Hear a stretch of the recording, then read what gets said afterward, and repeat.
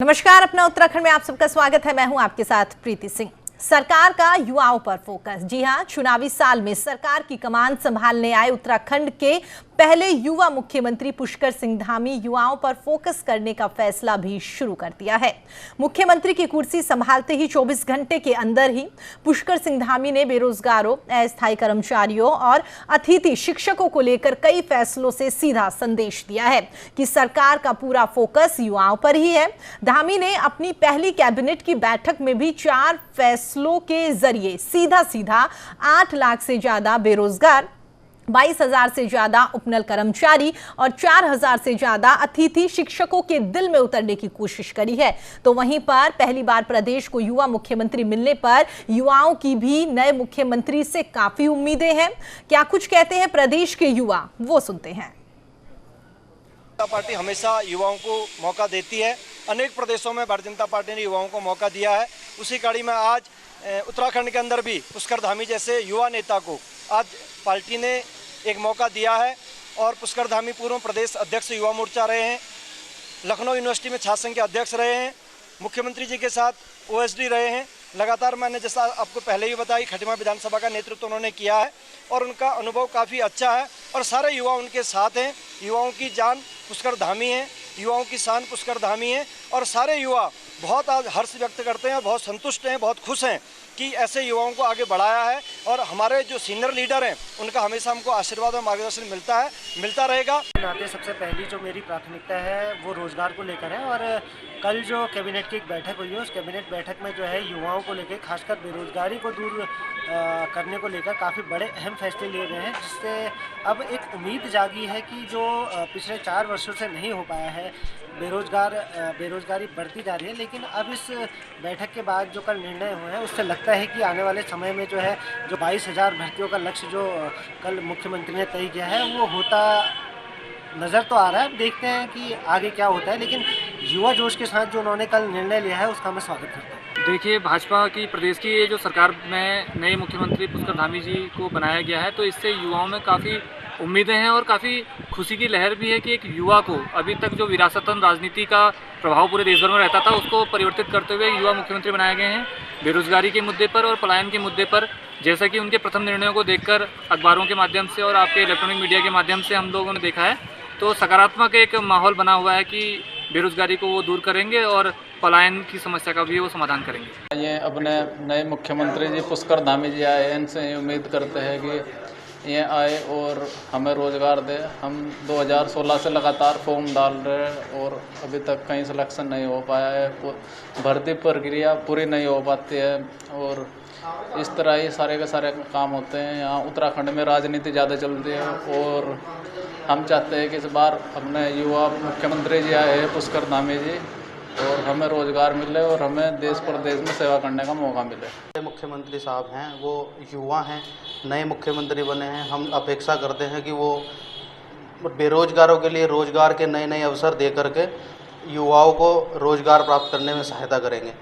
पहले तो कोरोना की वजह से भी हमारी जो भर्ती प्रक्रिया हैं वो कहीं रुकी पड़ी हैं, पूरी नहीं हो पा रही हैं और दूसरा जो राजनीति चल रही है उत्तराखंड में, रोज़ नए मुख्यमंत्री बन रहे हैं, उसकी वजह से भी भर्ती प्रक्रिया पर बहुत गलत प्रभाव पड़ रहा है, जिससे युवा बहुत ज़्यादा परेशान है।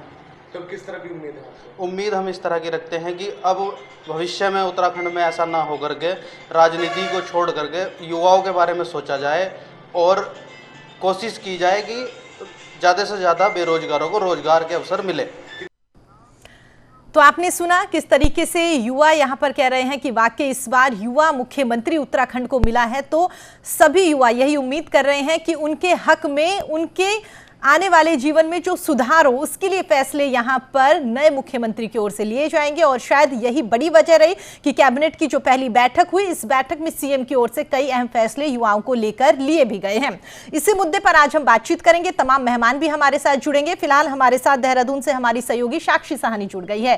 साक्षी, जिस तरीके से कह सकते हैं कि पहली कैबिनेट की बैठक हुई, बैठक में युवाओं के लिए 4 फैसले यहां पर लिए गए हैं, कह सकते हैं कि जिस उम्मीद के साथ आला कमान ने और युवाओं ने यहां पर उन्हें सीएम बनाया वो धीरे धीरे पूरी होती हुई नजर आ रही है। साक्षी, बिल्कुल प्रीति, देखिए कहीं ना कहीं उम्मीदें जो है हर किसी की नए मुख्यमंत्री से हैं, क्योंकि कह सकते हैं युवा जोश है, जुनून है। और जिस तरीके से उन्होंने शपथ ग्रहण किया था और तब भी ये बात साफ तौर पे कही थी कि आयु कम है, अनुभव भी कम है, लेकिन जिस तरीके का जुनून उनके अंदर है उत्तराखंड की सत्ता को चलाने का, जिस तरीके का जुनून उनके अंदर है लोगों की जरूरतें पूरी करने का, बिल्कुल उनकी जो लंबे समय से मांगे पड़ी हैं, अगर बात करें तो जिस तरीके से देखिए उत्तराखंड जब बना था तो बहुत सारी मांगे हैं जनता की, उसको पूरा करने का उनके अंदर जुनून और जज्बा है। इसी बात को लेकर उन्होंने धन्यवाद भी किया आला कमान का कि उनकी स्वीकृति करी और उनको चुना। उसी के तहत कह सकते हैं प्रीति, अगर जनता की बात करें तो जनता का भी कहीं ना कहीं उनसे बहुत ज्यादा देख सकते हैं उम्मीद है, क्योंकि जिस तरीके से देखिए ये पहले ऐसे मुख्यमंत्री होंगे जो इतने कम आयु में जो है मुख्यमंत्री पद पर विराजमान है। क्योंकि देखिए जिस तरीके से लगातार अगर बात करें तो रोजगार को लेकर हम अलग अलग धरना प्रोटेस्ट देखते हैं, महंगाई को लेकर देखते हैं, लेकिन अब जो है सबकी उम्मीदें, सबकी निगाहें इस नजर पर है कि इस तरीके से मुख्यमंत्री जी जो हैं नवनियुक्त मुख्यमंत्री हैं अब कमान संभालने के बाद एक्शन मोड में आते हैं, क्योंकि देखिए लगातार जो है बैठकों का दौर जारी है। जी प्रीति। बिल्कुल साक्षी, आपने सही कहा कि बैठकों का दौर लगातार चलता हुआ नजर आ रहा है और आने वाली बैठकों में भी यही उम्मीद कर सकते हैं कि उत्तराखंड के नए सीएम की ओर से युवाओं के लिए और आमजन के लिए आने वाले दिनों में कैबिनेट की बैठक में और भी इस तरीके के फैसले रह सकते हैं। लेकिन देखिए साक्षी, इस बात से इनकार नहीं कर सकते कि पिछले 2 साल से कोरोना ने जिस तरीके से पूरे विश्व में तबाही मचाई हुई है उससे भारत भी अछूता नहीं रहा। तमाम ऐसे राज्य हैं जहां पर सरकार की ओर से ये लिस्ट बनाई गई थी कि बाकी कोरोना अगर खत्म होगा तो उसके बाद में तमाम भर्तियां निकाली जाएंगी। जो बहुत सारे कह सकते हैं उद्योग धंधे बंद पड़ गए थे उनको भी यहां पर सरकार की ओर से उम्मीद जताई जा रही थी कि बाकी साल 2021 की शुरुआत होगी तो उन्हें एक बार फिर से पटरी पर लाया जाएगा। लेकिन साल 2021 में जो दूसरी लहर आई उससे सब कुछ तबाह हो गया। कह सकते हैं कि काफी लोग अब खुश होंगे इस बात से कि एटलीस्ट कोरोना काल के बाद में धीरे धीरे ही सही यहां पर सरकार युवाओं के लिए काम करती हुई नजर आ रही है। अब बिल्कुल प्रीति, देखिए जिस तरीके से कैबिनेट हुई थी और कैबिनेट की युवाओं को लेकर जो है उन्होंने फैसला लिया कि रोजगार जो है सब तक पहुंचाएंगे। और साथ में देखिए प्रीति, इस चीज को भी नजरअंदाज नहीं कर सकते कि बामुश्किल उनके पास 6 से 7 महीने का समय है और 6 से 7 महीने के समय में उन्हें सबसे बड़ी पकड़ जिससे बनानी है वो है रोजगार को लेकर। क्योंकि देखिए लगातार न्यूज इंडिया भी इस मुद्दे को उठाता है कि उत्तराखंड का स्तर जो है रोजगार के मामले में लगातार, बेरोजगारी के मामले में माफ कीजिएगा, लगातार जो है बढ़ता जा रहा है।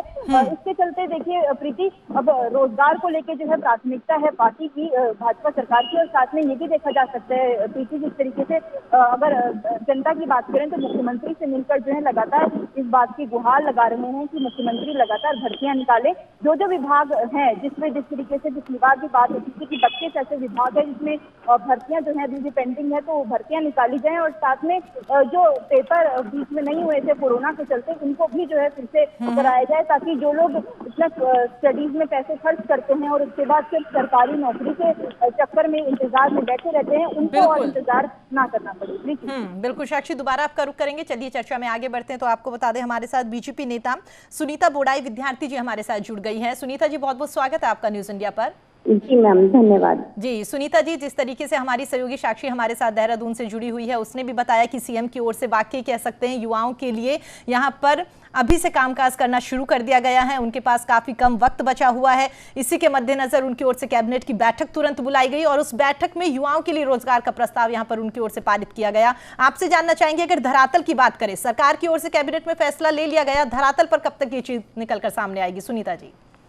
जी प्रीति जी, निश्चित तौर पर जिस प्रकार से धामी सरकार ने पहले ही दिन अपनी धमक और धाक जिस प्रकार से जमाई है, तो लगता है कि एक ही दिन में ये प्रस्ताव पारित होना और युवाओं को खासकर जो लेकर बड़ा फैसला हुआ है वो बहुत ही ज्यादा स्वागत योग्य है। क्योंकि आज कुछ तो कोरोना के चलते और वैसे भी जो परिस्थितियां हैं तो युवाओं को जो है रोजगार चाहिए और बेरोजगारी पूरे देश की जो है बहुत बड़ी समस्या है। तो यहाँ पर धामी सरकार ने बहुत ही सोच समझ के जो निर्णय लिया है उसमें सरकार युवाओं को रोजगार के बेहतर अवसर उपलब्ध कराना चाहती है और उसके लिए संकल्पित है। साथ में ही इन युवाओं के लिए स्वरोजगार के अवसर भी उपलब्ध करवा रही है और जहाँ पे उनको फाइनेंशियल एड, लोन वगैरह की व्यवस्था की जाएगी। और मैं यहाँ पे बताना चाहती हूँ कि काफी समय से बहुत सारी भर्तियां जो हैं वो कोरोना संक्रमण के चलते भी रुकी हुई थी, तो उसमें भी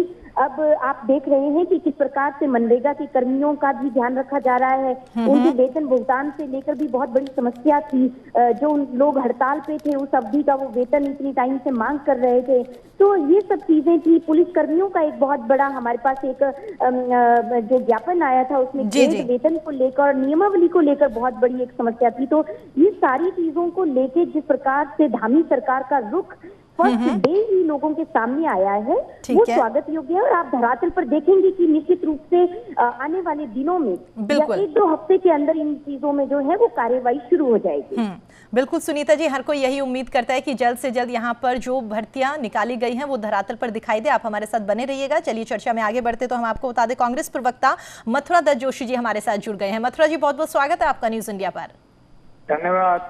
नमस्कार प्रीति जी। मथुरा जी, पहला सवाल आपसे यही, कैबिनेट की बैठक में जो फैसले लिए गए हैं पुष्कर सिंह धामी की ओर से, इन्हें आप कैसे देखते हैं? लगता है आपको वाकई युवा नेता यहाँ पर आला कमान की ओर से चुना गया है और युवाओं के लिए ही यहाँ पर 4 फैसले लिए गए हैं? उम्मीद करते हैं आप वाकई धीरे धीरे ही सही यहाँ पर सरकार काम कर रही है। मथुरा जी, देखिए, जो सरकार ने फैसले लिए हैं, ये सरकार केवल फैसले लेती है, उनका क्रियान्वयन नहीं करती है। आपने देखा होगा 2 मुख्यमंत्रियों ने, एक ने 3 महीने लगातार ठगते गए कि आज ये कर रहे हैं, आज वो कर रहे हैं, किया कुछ नहीं। आपके सामने है, 3.25 महीना लगभग मुख्यमंत्री रहे। एक मुख्यमंत्री लगभग 4 साल मुख्यमंत्री रहे, 4 साल लगातार ठगते रहे। देखिए, सबसे बड़ा, इससे बड़ा झूठ और क्या हो सकता है कि आप कह रहे हैं कि 22,000 लोगों को हम नियुक्ति देंगे, उस नियुक्ति की प्रक्रिया क्या होगी, उसका टाइम टेबल क्या होगा, कब आप नियुक्तियां करेंगे, कब विज्ञप्ति निकालेंगे, कब आप फार्म कलेक्शन करेंगे, उसके बाद उन फार्मों की स्क्रूटनी कब करेंगे, उसके बाद स्क्रूटनी करने के बाद उनके लिए उनका रिटर्न एग्जाम कब होगा, रिटर्न एग्जाम होगा तो रिजल्ट कितने दिन में आप निकालोगे, और रिजल्ट जब निकलेगा तो फिर इंटरव्यू का क्या होगा, फिर इंटरव्यू होगा तो पोस्टिंग का क्या होगा। कहीं कुछ नहीं, केवल चुनावी वर्ष है, 4.5 साल में कोई काम नहीं किया है। ये केवल ठगने और छलने का काम है, कोई काम नहीं करेंगे। अगर ये ईमानदार होते, 4 साल में 4 साल 4.5 साल हो गए। मैं आपको एक महत्वपूर्ण जानकारी दे दूं कि लोक सेवा आयोग से इस 4.5 साल में एक भी नियुक्ति इस सरकार ने नहीं की है। जो लोक सेवा आयोग संविधान सम्मत है और उसकी गारंटी है रोजगार देने की, और संविधान प्रदत्त अधिकार है उनमें उस लोक सेवा आयोग को। इस सरकार ने लोक सेवा आयोग को कोई अधिकार नहीं दिया। बताइए, 4 साल में डिप्टी कलेक्टर का एक पद नहीं आया, डिप्टी एसपी का कोई पद नहीं आया, डीआईओएस का कोई पद नहीं आया, डीएसओ में कोई भर्ती नहीं हुई। आप कहीं पर भी बता दिए, सेवा योजना अधिकारी की कोई भर्ती नहीं हुई, और आप बताइए नायब तहसीलदार की कोई भर्ती नहीं हुई। ठीक है, इंजीनियरिंग ठीक है मथुरा जी, बिल्कुल आपकी ओर से जो बातें कही जा रही हैं, सुनीता जी हमारे साथ बनी हुई हैं, उनसे मैं उनका जवाब लूंगी, दोबारा आपको वक्त दूंगी। चर्चा में आगे बढ़ते तो आपको बता दें, उत्तराखंड बेरोजगार संघ के अध्यक्ष बॉबी पवार जी हमारे साथ जुड़ गए हैं। बॉबी जी, बहुत बहुत स्वागत है आपका न्यूज इंडिया पर। जी नमस्कार मैम। जी बॉबी जी, आपसे ये जानना चाहेंगे, जिस तरीके से कह सकते हैं कि नया मुख्यमंत्री यहाँ पर बनाया गया है, युवा मुख्यमंत्री यहाँ पर बनाया गया है, उस बात को लेकर भारतीय जनता पार्टी भी काफी उत्साहित है। बीजेपी के तमाम कार्यकर्ता इस बात को लेकर काफी उत्साहित है कि इतने सालों बाद ही सही, लेकिन यहाँ पर एक युवा मुख्यमंत्री बनाया गया है। युवा मुख्यमंत्री ने आते ही कैबिनेट की बैठक ली और बैठक लेने के बाद में तमाम फैसले उनकी ओर से लिए गए हैं। 4 महत्वपूर्ण फैसले लिए गए हैं और उनमें भी सबसे महत्वपूर्ण फैसला ये कि 22,000 पदों पर भर्ती निकाली गई है। आप खुद युवा हैं, आपसे जानना चाहेंगे कि वाकई सरकार ने जो ये फैसला लिया है, इसे आप कैसे देखते हैं? आपको लगता है कि आने वाले दिनों में युवाओं को इससे फायदा मिलेगा? देखिए मैं बताना चाहूंगा कि जो हमारे नवनिर्वाचित जो मुख्यमंत्री हैं, युवा मुख्यमंत्री हैं जी, तो उससे ही भाजपा की सरकार जो है या भाजपा के जो लोग हैं वही उत्साहित नहीं है। प्रदेश का युवा भी काफी उत्साहित है कि युवा चेहरे को आपने सामने रखा है। परंतु मैं ये कहना चाहूंगा कि 22,000 को लेकर जो बात हो रही है, अब देखो 4-4.5 सालों में तो आपने 2200 लोगों को नियुक्ति नहीं दी है। चलो अब आप 22,000 की बात कर रहे हैं तो ठीक है, मान लेते हैं, परंतु एक नियुक्ति विज्ञप्ति निकालने से लेकर नियुक्ति तक का एक जो ये प्रक्रिया है, बहुत लंबी प्रक्रिया है। ये 6 माह में संभव हो पाना मुश्किल है। मुश्किल क्या, बिल्कुल नामुमकिन है मैं ये कहूंगा। परंतु कल की जो कैबिनेट बैठक थी उसकी ओर में आपका ध्यान और पूरे जो दर्शक हैं उनका ध्यान खींचना चाहूंगा जी। कि युवाओं ने काफी भरोसा किया था और काफी उत्साहित थे कि युवा मुख्यमंत्री आए हैं तो युवाओं के लिए कुछ काम अच्छा ही करेंगे। परंतु मैं बताना चाहूंगा कल युवा मुख्यमंत्री ने युवाओं के लिए एक बहुत ऐसा तोहफा दिया है कि युवा बिल्कुल ही मतलब सोचने को मजबूर है। ठीक है, बॉबी पवार जी, आपको क्या लगता है क्या अच्छे फैसले यहाँ पर सीएम ले सकते हैं? नहीं मैम, देखिए ना, सुनो, अब जो ये ऐसा जो फैसला लिया गया है, ये मुख्यमंत्री जी ने कहा कि मनरेगा के जितने भी पद हम आउटसोर्स से भर देंगे, तो देखिए कौन सा अच्छा फैसला है। प्रदेश के युवा तो ये चाह रहे हैं कि जो 5-5, 6-6, 7-7 साल से जो कोचिंग कर रहे हैं, जो तैयारी कर रहे हैं, जो मेहनत कर रहे हैं, जी। वो कह रहे हैं कि सीधी भर्ती के माध्यम से आप नौकरी दीजिए। जो काबिल होगा, जो योग्य होगा, वो नियुक्ति कब पालेगा। परंतु देखो अब कल कैसे मतलब ये अड़चनें सामने आई है। इन्होंने कहा कि हम तो आउटसोर्स से भरेंगे और ये बात भी किसी से नहीं छुपी है। मैम एक बात आप सुनिए कि वो चाहे हमारे देहरादून के प्रथम नागरिक हमारे मेयर साहब गामा जी हो, उनकी लड़की की नियुक्ति हो आउटसोर्स बैकडोर के माध्यम से, या विधानसभा अध्यक्ष प्रेमचंद अग्रवाल जी हैं, उनके लड़के की नियुक्ति हो। ठीक है बॉबी जी, कुल मिलाकर आप ये कहना चाहते हैं कि सीधी भर्ती यहाँ पर सरकार को निकालनी चाहिए थी? जी मैम। ठीक है, सुनीता बोडाई जी। जी देखिए, मैं अभी जैसे जोशी भाई जी को यहाँ पे थोड़ा सा करेक्ट करना चाहूंगी। जो उन्होंने 22 लाख की बात की, तो यहाँ पे माननीय मुख्यमंत्री जी ने 20-22 हजार 22 लाख नहीं, 22,000।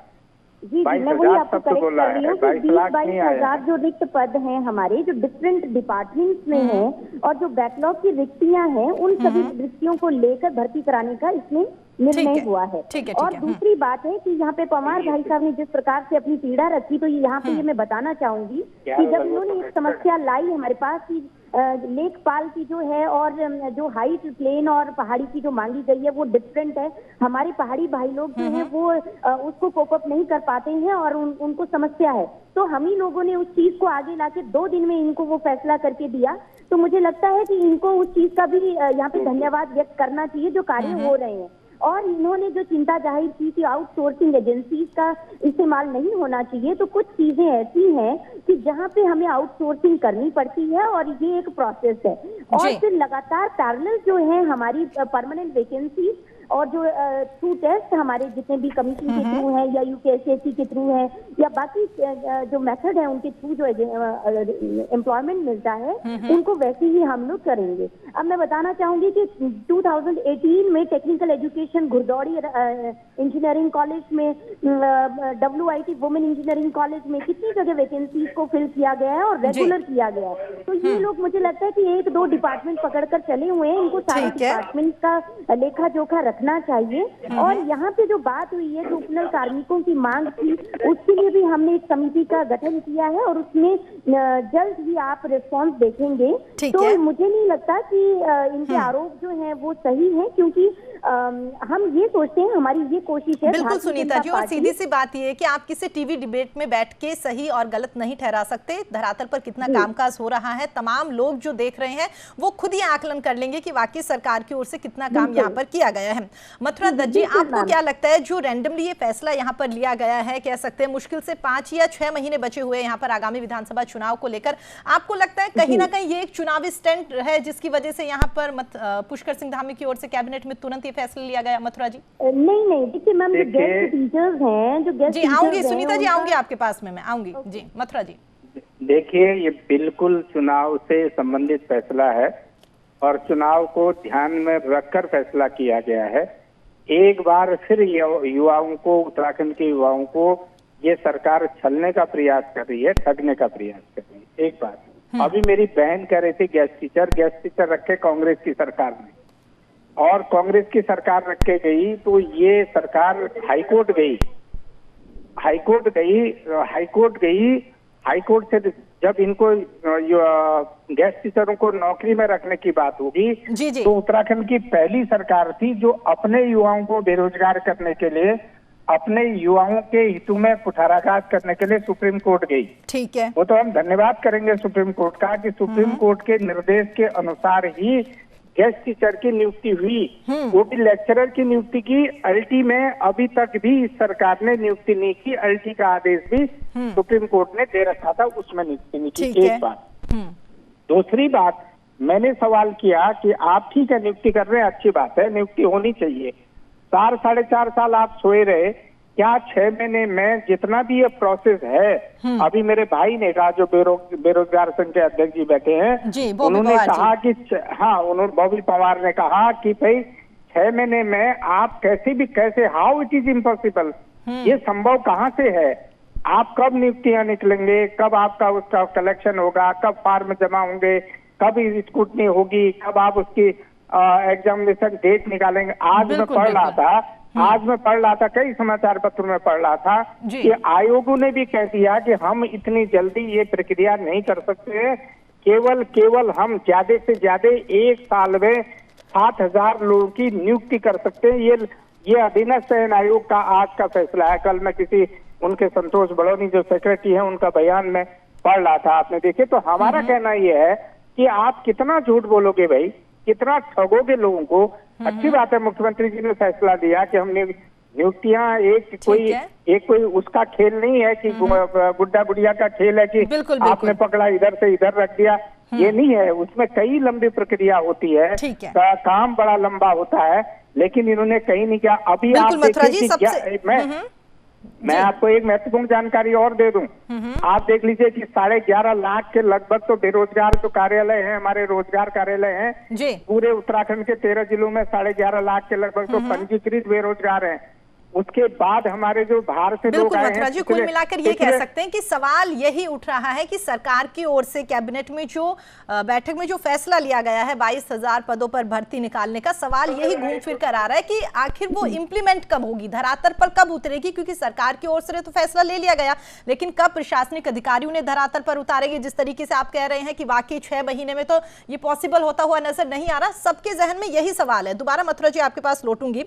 बॉबी पवार जी, जिस तरीके से मथुरा जी ने आपकी बात का यहाँ पर समर्थन किया है कि वाकई ही इतनी जल्दी यहाँ पर इतने पदों के अंदर भर्ती नहीं हो सकती, मैं आपसे जानना चाहूंगी कि क्या कुछ ऐसा सुझाव आप यहाँ पर सरकार को देना चाहेंगे? देखिए, क्योंकि बॉबी जी इस बात से इनकार नहीं कर सकते कि कोरोना काल में आमजन के साथ साथ तमाम बड़े जो उद्यमी हैं और सरकार है, हर किसी को काफी नुकसान हुआ है। हम सब लोगों को काफी यहाँ पर नुकसान झेलना पड़ा है कोरोना काल में, लेकिन उसके बाद भी सही सरकार कोशिश तो कर रही है कि युवाओं के लिए यहाँ पर कुछ किया जाए।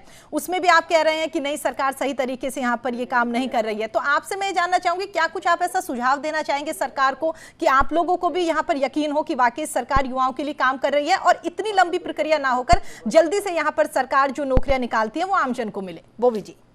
नहीं, देखिए मैम, जो कोविड काल की आप बात कर रहे हैं, हाँ, इसमें देखिए कार्य बाधित हुए हैं हर जगह। आप रोजगार को लेकर देखिए, किसी भी क्षेत्र में आप देखिए हुए हैं, परंतु सुनीता दीदी अभी कह रही थी कि लेखपाल की जो डिमांड थी वैसे हाइट वगैरह की, वो ठीक किया, हमने संज्ञान में मामला लाया, इन्होंने तत्काल प्रशासन में पहुंचाया तो वो सही कर दिया।